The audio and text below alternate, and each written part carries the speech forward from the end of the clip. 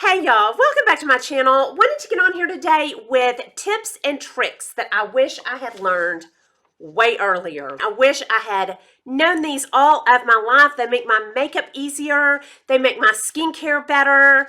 I got this idea from Kelly Gooch, and I will link her videos down below. I love it when she does these videos. So I'm just going to jump right into this, and I will tell y'all, okay, I'm coming on with a terrible manicure, but I know y'all will forgive me because of the times we're in. And I have nail things on the way, but it's a hot mess. But you know, it's different times and we just do what we can, and our families are all home and we don't have our nails. But anyway, I'm gonna do this as a kind of a get ready with me. Wherever I would use this tip in my getting ready, I'm gonna come on and do it with you so you can see, these tips in action. So I hope this is not too disjointed, but I wanted to try this like this for something different. So I'm not just sitting there telling it to you, you're seeing it in action. So anyway, I'm gonna jump right into this and I hope you enjoy it. Good morning, y'all. Okay, so my first tip that I wish I had learned at least a year ago, definitely a long time ago, is I use anything active I use in the morning, which is right now. It's the morning, so this is when I'm gonna do my acids. It's when I'm gonna do my retinols and my tretinoin. I do this because of my eyes, because I could not keep my products out of my eyes when I slept, and it was wreaking havoc on my eye health. So in the morning, I do all of my retinols, any retinol I'm gonna do, and any active skincare. This is my daytime skincare. Do you see all that? It's a lot. I do the bulk of my skincare in the morning, and then at night, these are my products, and I don't even use all of these, but these are all very benign. If they get in my eyes, it's not gonna be the end of the world. So I use my retinols, my retin-A, my acids. I use those in the morning, and I'm about to do them now. So if you have real sensitive eyes, you might try doing these in the morning. Okay, and then my second tip, if you can't use retin-A every day, I have found a way that I can use this every day, and I'm getting really great results with it. Today is a non-retin-A day because I usually do this every 2 days because I don't want my eyes to dry out. So what I do on days off from this is, okay, here's my tube, and I'm gonna squeeze it where I can see it, but it's not coming out. And then I'm just going to dab my finger on the top, 3 fingers. On my days off from tretinoin, I get that much. And rub my fingers together, and I'm gonna put it here over this eyebrow, in the center of my forehead, and on the tops of my cheekbones. So that every day I get some on my forehead, so I get like a nice little freshening on my brows, and then I put it on the tops of my cheekbones, so it can work around my under eye area. So I'm gonna put it on the tops of my cheekbones. This is great when you have to take a day off, you're taking a day off from it, because this much, you're still gonna get a little benefit. Okay, and then I'm gonna put it here. I mean, barely any. Over here. And then the last of it, just barely any, you can't even see it, but the residue, I'll go in the middle. And that's a day off from tretinoin. So I do that 2 days, and then on the 3rd day, I do a pea size all over my face. Okay, then also on my day off, I'm gonna use another retinol, but a strong one. And I use the Zeo Skin Health or the Abaji. And I'm gonna do that over the rest of my face. I do this 2 days, and then on that 3rd day, I do an actual pea size of the retin-A, and my dry eyes are perfect. I have no eye sensitivity, all the redness is gone. If you have any eye sensitivity, do this in the morning. You are going to love it.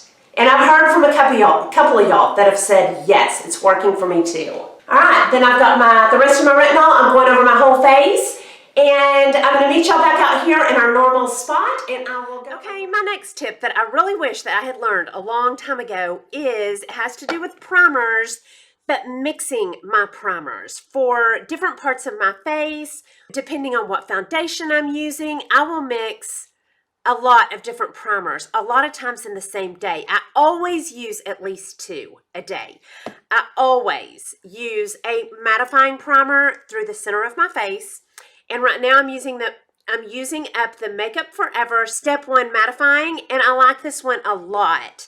I really love, I have it over here, hold on. I really love this Too Faced Primed and Peachy because it's blurring and mattifying, which brings me to my next kind of primer I love, a blurring primer. I use a blurring primer almost every day. Okay, I start with a mattifying primer, and this really does help keep my skin mattified through the day. I just use it through the center of my face.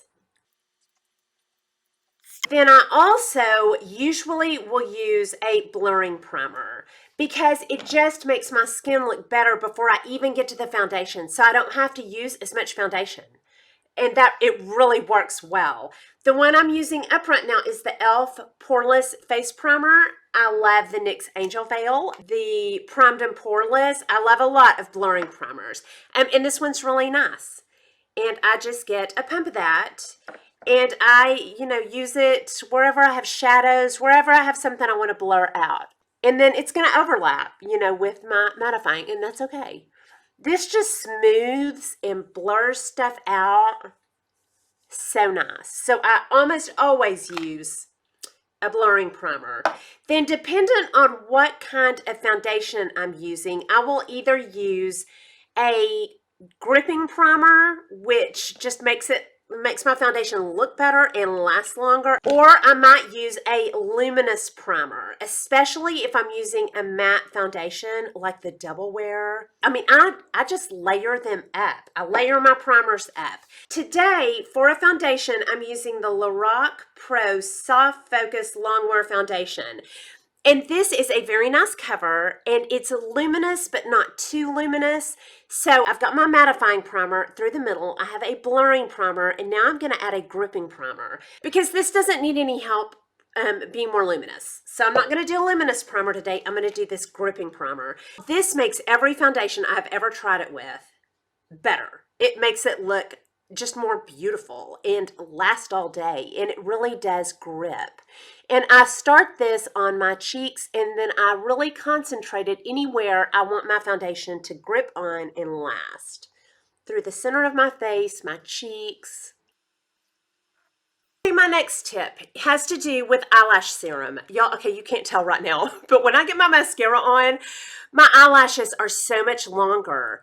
And my eyes are real sensitive, so I have to be so careful with this. So what I do with this is I use it in the morning. I put on a coat of eyelash primer or mascara, and then right at the base of my eyelashes, I put this. So I'm going to show you how I use this and keep my eyes where they're not just irritated and achy. Okay, I'm going to put a coat of my Thrive on.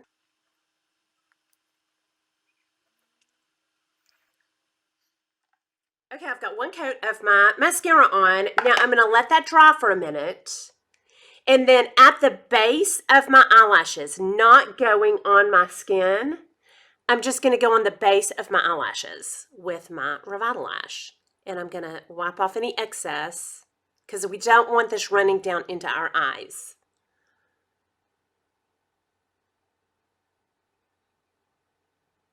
And I'm not touching my skin. I mean, a little. I can feel it on my skin just a tiny bit. But I try not to. I try not to touch my skin.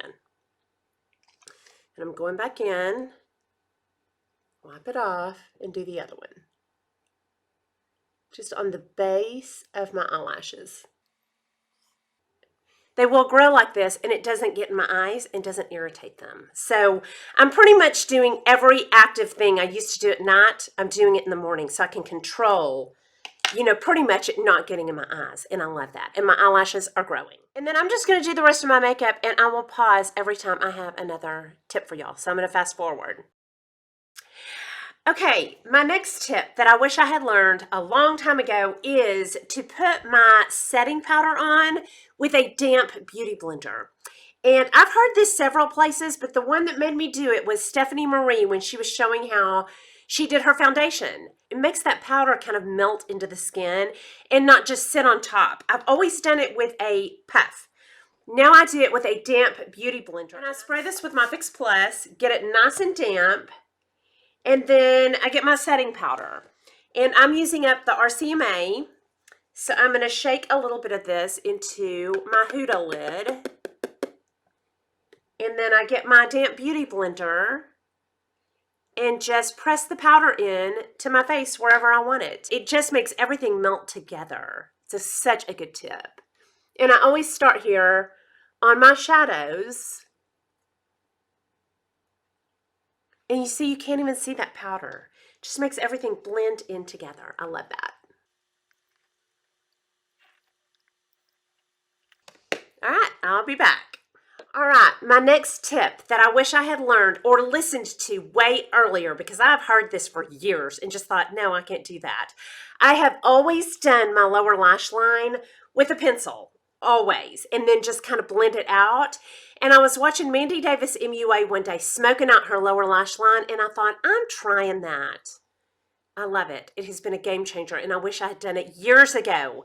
And the easiest way, and I'm not an expert at this yet at all, I just started doing it, but when I'm doing my transition shade, like on this eye, I just finished, and I've got residue on my brush, with a mid-range shade, I'm doing this outer V, and then I just come down and just go all along that lower lash line with a real skinny brush.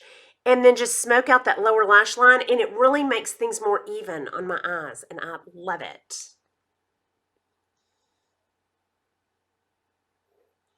And just a little bit. See, it's just very faint, but it makes the biggest difference.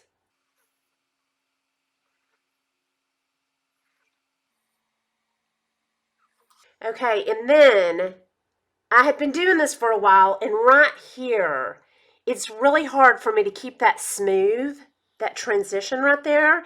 And I was watching Kinky Sweat one day, and she was doing it with a brush about this size. This is the Wayne Goss number 20. And this looks really big for the underneath, but y'all, it is magic for right here, where there's kind of a little dip on my eye. So I'm just going to dip back into here, tap it off, and go along that lower lash line with a bigger brush.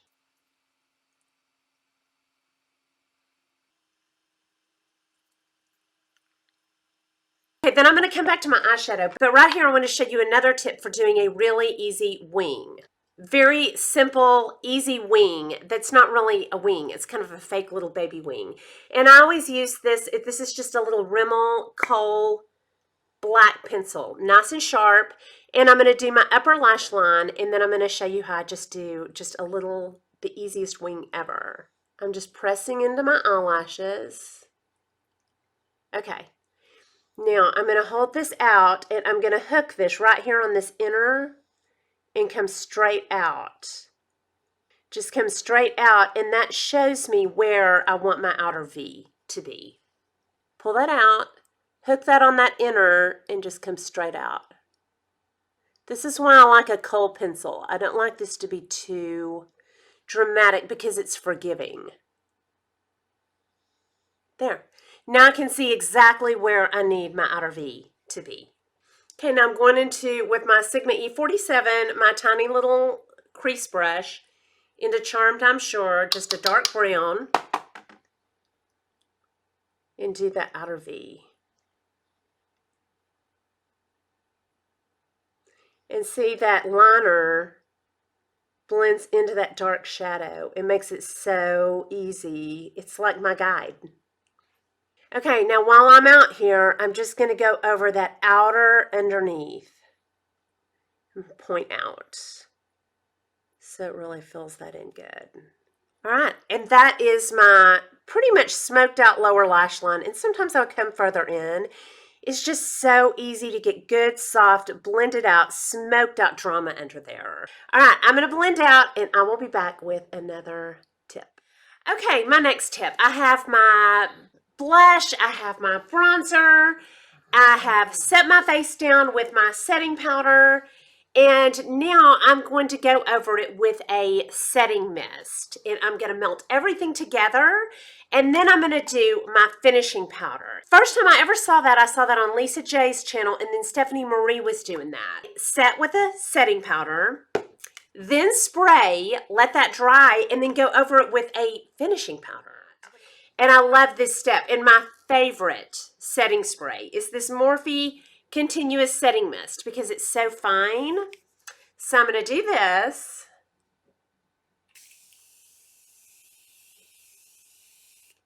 This is so good if your eyes are sensitive because it's so fine. It does not irritate my eyes at all.